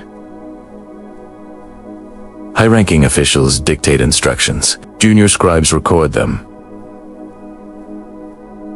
Farmers interact with scribes during tax assessments. Priests rely on written inventories to plan rituals. The presence of papyrus reinforces authority by making decisions tangible. A record cannot be easily disputed once documented in ink. The steady, deliberate writing on papyrus mirrors the rhythm of Egyptian governance itself. Each scroll captures a slice of daily life routine, structured and essential. Through these quiet administrative practices, Egypt maintains continuity across centuries, ensuring that resources are managed, laws are upheld, and the state functions smoothly. Beyond its role in administration, papyrus becomes one of the central mediums through which Egyptians express religious belief, record sacred knowledge, and preserve literature. The plant that grows quietly along the Nile's edge becomes the surface on which myths, hymns, prayers, teachings, and stories unfold. Through papyrus, Egypt develops a written tradition that reaches into every part of its spiritual and intellectual world. Religious texts appear among the earliest large-scale uses of papyrus. Many funerary spells, hymns, and ritual instructions are written on scrolls placed in tombs. One well-known example is the collection of texts commonly called the Book of the Dead, a series of spells designed to guide the deceased safely through the afterlife. These texts are written in neat columns, often with red ink highlighting important passages. The scroll is sometimes decorated with small illustrations showing deities, protective symbols, or scenes from the journey through the afterlife. The presence of such scrolls in tombs indicates that papyrus becomes a durable spiritual companion. The material is light, flexible, and capable of holding texts that priests consider essential for eternal life. The inclusion of these scrolls demonstrates the value placed on written knowledge. Words, once inscribed on papyrus, act as a bridge between the world of the living and the world beyond. Temples also maintain extensive religious archives. These archives contain hymns sung during ceremonies, instructions for purifications, calendars of festivals, and inventories of offerings required for each ritual. Papyrus provides a practical medium for documenting complex sequences of actions.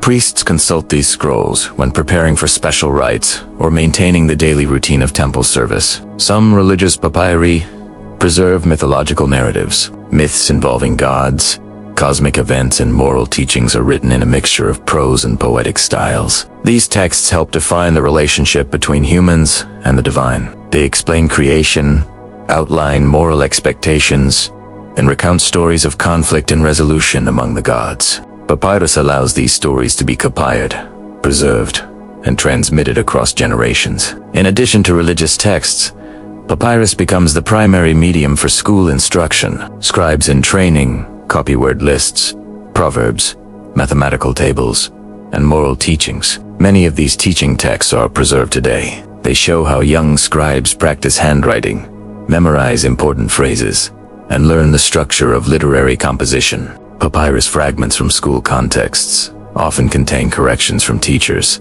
revealing the methodical nature of education. Literary works also flourish on papyrus. Narrative tales, poetry, wisdom literature, and historical accounts all appear in written form. Some stories depict heroic adventures, others explore themes of loyalty, justice, or fate. Poetry includes hymns of praise, songs celebrating love, and instructions meant to convey moral insight. Wisdom texts, such as the instruction of Tuhotep, offer guidance on proper behavior, humility, and social responsibility. These writings show how papyrus supports not only administrative efficiency, but also intellectual and emotional expression. Historiografia recording events, reigns, and achievements also finds a home on papyrus. Royal annals, lists of kings, and descriptions of military campaigns provide a structured record of the past. Some temples keep chronological registers, documenting offerings, astronomical observations, and unusual natural events. These texts support both ritual practice and the memory of kingship. Because papyrus is lightweight and portable, such records can be carried between administrative centers and temples. The visual appearance of literary papyri varies depending on purpose and context. Some scrolls are neatly arranged with wide margins and evenly spaced lines. Others contain dense writing with few breaks. High-quality scrolls sometimes include carefully drawn illustrations that help convey the narrative. For example, religious texts may depict a scene of weighing the heart or the presence of deities. Artistic elements remain modest, but meaningful, supporting the text without overshadowing it. Libraries emerge in temple complexes, where collections of religious and literary papyri accumulate. These collections include scrolls, copied over many generations. Scribes maintain them by repairing damaged edges, checking for insect activity, and replacing scrolls that become fragile. The careful management of these collections reflects the importance of knowledge preservation. Although few complete libraries survive, archaeological evidence and written references confirm their existence. One remarkable aspect of papyrus in religion is the precision with which ritual texts are copied. Any mistake in a sacred formula could alter its meaning. Priests responsible for copying these texts perform their work with exceptional care. In some cases, a second scribe checks the copy line by line against the original.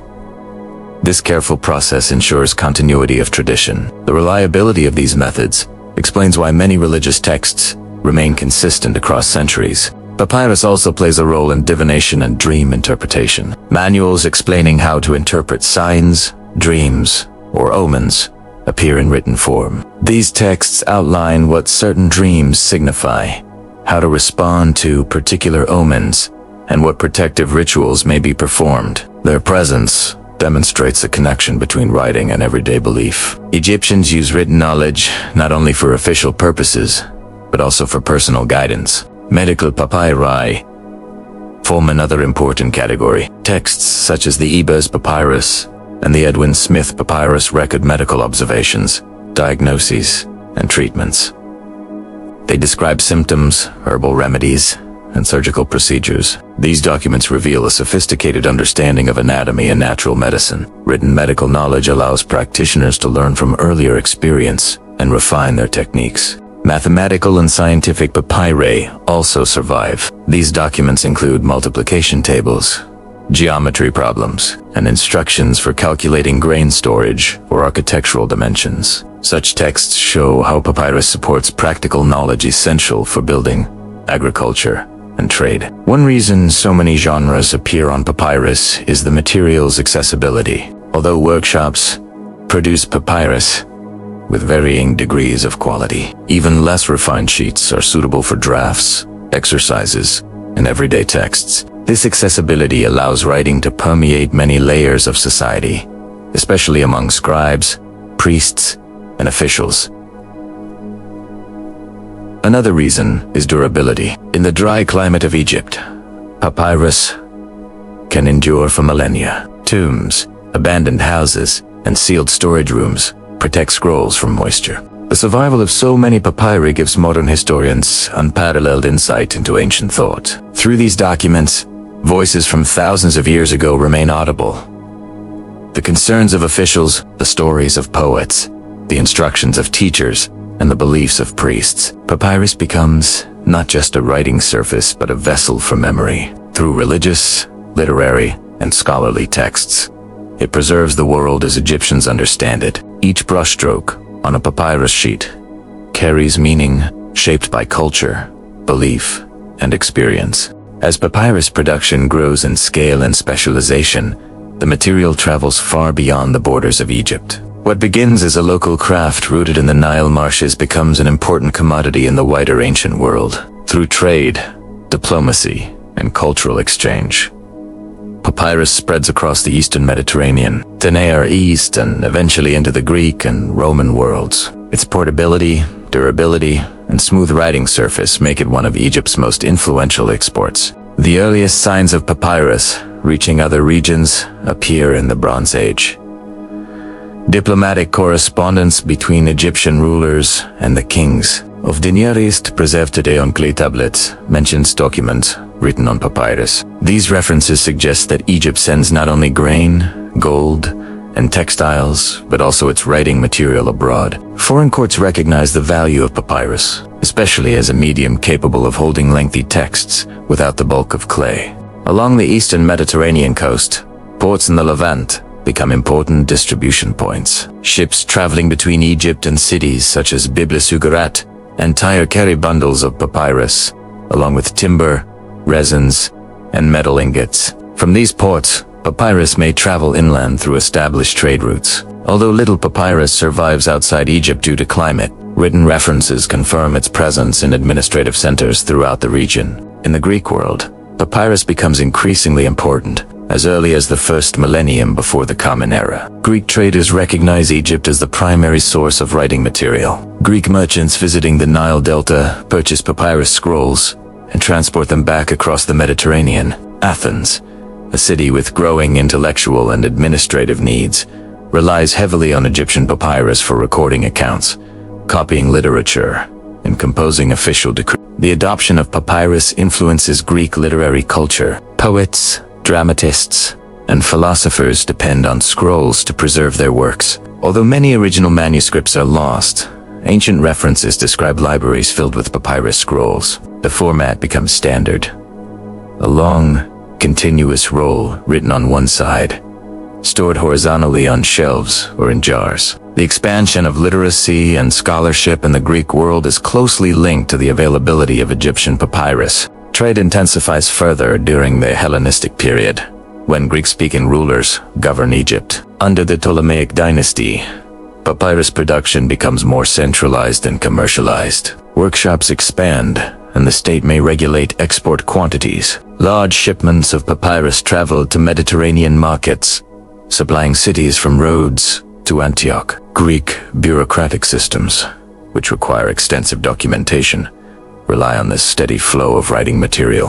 One of the most famous centers of papyrus consumption during this period is the Library of Alexandria. Although no papyri from the library survive directly, ancient writers describe its vast collection. The institution depends heavily on Egyptian papyrus to house thousands of scrolls containing scientific, literary, and philosophical texts. The growth of libraries across the Hellenistic world in Pergamon, Antioch, and other cities further increases demand. The Roman Empire becomes the largest consumer of Egyptian papyrus. When Egypt becomes a Roman province in the 1st century, before the Common Era, Rome gains direct access to papyrus production centers in the Nile Delta. Papyrus is shipped north in large quantities to supply imperial administration. Roman officials record laws, contracts, census results, and military orders. On papyrus, merchants use papyrus for receipts, shipping manifests, and letters. Writers and scholars compose histories, poems, and technical treatises using the same material. Roman records mention different grades of papyrus, each suited to a particular purpose. Higher quality papyrus is used for important documents, while lower grades serve for drafts or personal correspondence. The classification of grades indicates a highly organized industry capable of meeting diverse needs. The Roman preference for papyrus remains strong despite the availability of parchment, which is more durable but also more costly and labor-intensive to produce. The trade routes that carry papyrus to Rome extend across the Mediterranean. Ships depart from ports in the Delta, travel along the coast of North Africa, and cross to Italy. From there, papyrus moves inland along river networks and roads. Some shipments continue beyond Rome to provinces in Gaul, Spain, and the Near East. The widespread presence of papyrus fragments in Roman settlements preserved primarily through carbonization or exceptional conditions confirms its broad distribution. Economic factors shape the papyrus trade as well. Because Egypt controls the raw material, it holds a virtual monopoly for centuries. This monopoly gives the state an important economic advantage. Revenues from papyrus sales contribute to temple and government finances. Merchants involved in the trade gain access to reliable markets, and the consistent demand ensures ongoing production.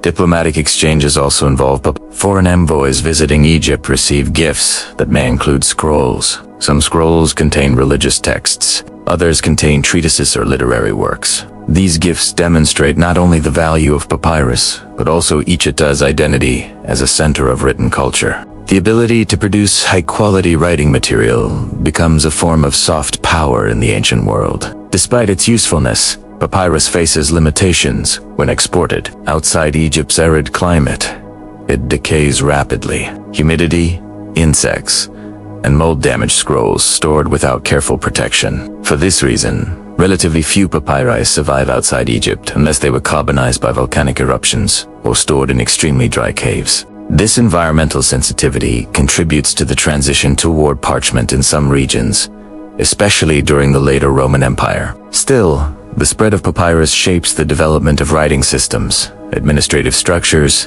and intellectual traditions across continents. In Greece and Rome, the scroll becomes a standard format for recording knowledge. In the Near East, papyrus supports diplomatic communication and record-keeping. Along Mediterranean trade routes, it becomes a recognizable commodity, carried in bundles that represent both economic value and cultural exchange. The influence of papyrus extends beyond the ancient world. Early Christian communities write many of their texts on papyrus. The earliest known copies of the Gospels and letters appear on papyrus sheets or codices. These documents preserve foundational elements of Western literature and religion. The transition from scroll to codex, a book format made of papyrus or parchment, begins during the Roman period, further expanding the possibilities for written communication. Papyrus, once a simple river plant, becomes a medium that carries stories, laws, beliefs, and scientific ideas across borders and centuries. Through international trade,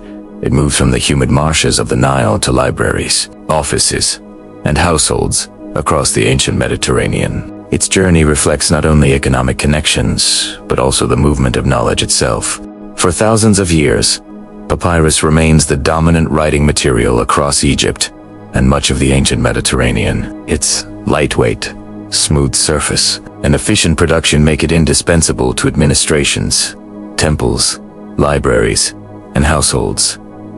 Yet, over time, the world around papyrus changes. Patterns of trade shift. Political powers rise and fall. New forms of writing technology emerge. These gradual developments shape the decline of papyrus and the rise of other materials that eventually replace it. The first major challenge comes not from within Egypt, but from the wider Mediterranean world. During the Hellenistic period, the city of Pergamon, in Asia Minor, develops a strong scholarly tradition and begins competing with Alexandria for intellectual influence. According to ancient writers, this rivalry encourages experimentation with alternative writing surfaces. Pergamon refines the production of parchment, treated animal skin, which becomes known for its durability and ability to hold ink securely even in humid climates. Parchment does not displace papyrus immediately. For many centuries, both materials coexist. Papyrus remains less costly and easier to produce in large quantities. However, parchment offers advantages in regions where papyrus deteriorates quickly. It withstands moisture,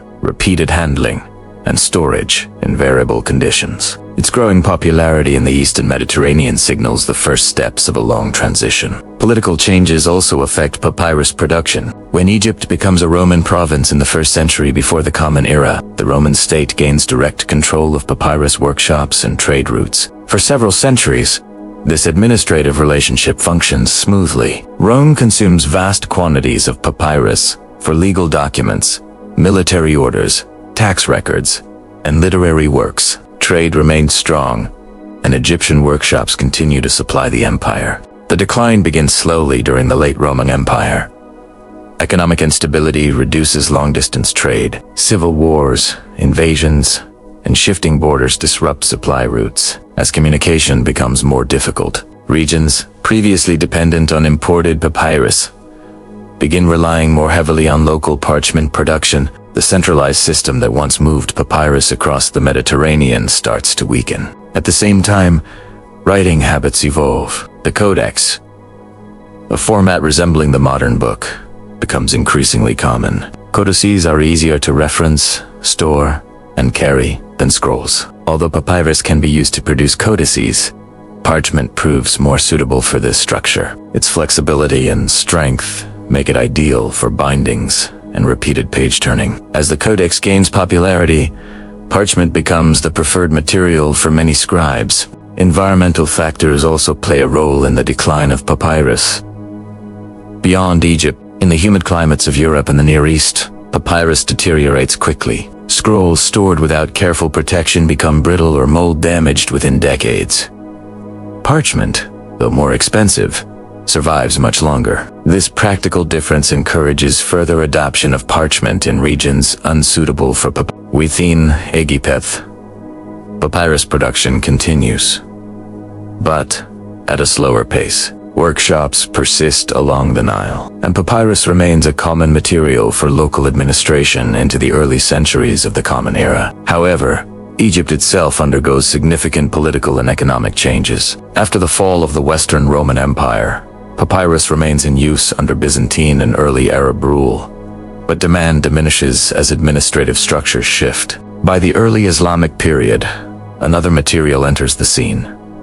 Paper, originating in China and spreading gradually westward through Central Asia and the Middle East, paper offers advantages of its own. It is inexpensive, adaptable to various climates, and well-suited for both handwritten documents and, later, printing. When paper production centers appear in regions such as Iraq, Syria, and Egypt itself, papyrus faces competition that it cannot withstand. Paper spreads rapidly across the Islamic world. It becomes the standard material for religious scholarship, scientific writing, poetry, and administration. Its smooth texture and consistent quality appeal to scribes. By comparison, papyrus feels stiff, especially in large codices. The cost of producing papyrus, dependent on specific growing conditions and skilled labor, makes it less competitive. As paper workshops expand, they supply towns and cities at lower prices. The decline of papyrus is gradual rather than sudden. In some areas,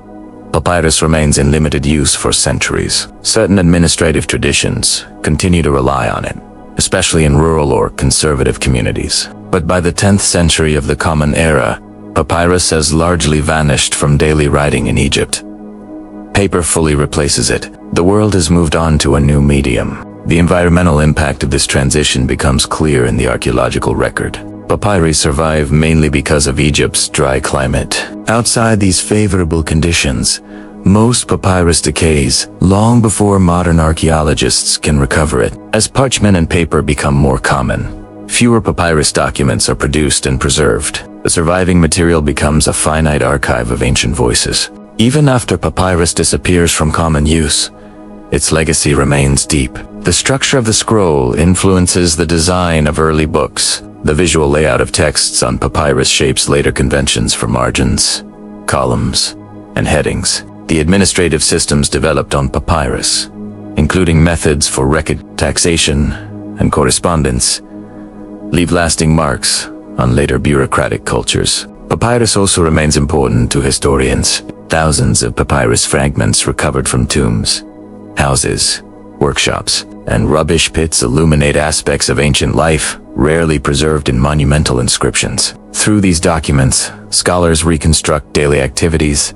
legal disputes, medical knowledge, literary composition, and religious belief. Papyrus becomes a window into the lived experiences of people across social classes. In Mani Wole's The Story of Papyrus mirrors the story of Egyptian civilization itself. Both rise along the Nile, shaped by the river's cycles and sustained by its resources. Both evolve through periods of stability and transformation. Both extend their influence far beyond Egypt's borders, and both, in time, give way to new systems while leaving a profound legacy. The decline of papyrus is not a moment of destruction but a process of change. It reflects shifting technologies, expanding trade networks, and new cultural preferences. Yet, even as papyrus fades from everyday use, its impact endures, preserved in the texts that survive and in the traditions of writing that follow. Across the long arc of Egyptian history, Papyrus stands as one of the civilization's most enduring achievements. From the quiet marshes of the Nile to the archives of temples and the libraries of distant cities, the material shapes how information is recorded, preserved, and transmitted. Its production draws on simple tools, skilled hands, and the steady rhythm of the natural environment. The resulting sheets and scrolls hold administrative accounts, legal contracts, hymns, myths, letters, medical treatises, mathematical tables, and works of literature. Papyrus enables large bureaucracies to function. It allows temples to inventory offerings and maintain ritual calendars. It supports scribal schools and preserves the voices of teachers, poets, and storytellers. Through international trade, papyrus becomes a valued commodity across the Mediterranean. Greek and Roman scholars rely on it to copy texts, compose treatises, and document governance. Early Christian communities write foundational manuscripts on papyrus codices. In this way, a material rooted in the Nile marshes influences cultural traditions far beyond Egypt's borders. The decline of papyrus reflects wider transformations in technology and society. As trade networks shift, political structures change, and new writing materials emerge, the role of papyrus gradually diminishes. Parchment, and later paper, provide alternatives suited to different climates and expanding literary practices. Yet even as papyrus withdraws from daily use, its legacy remains visible in surviving scrolls and fragments that illuminate ancient life with remarkable clarity. These documents preserve the thoughts, decisions, and beliefs of individuals who lived thousands of years ago. They reveal methods of governance, patterns of trade, expressions of faith, and forms of education. Through team, modern scholarship reconstructs aspects of history that would otherwise be lost. The long tradition of writing on papyrus becomes part of a continuous lineage that links early record-keeping to later literary cultures. Papyrus endures not only as a material but as a foundation for the written world that follows.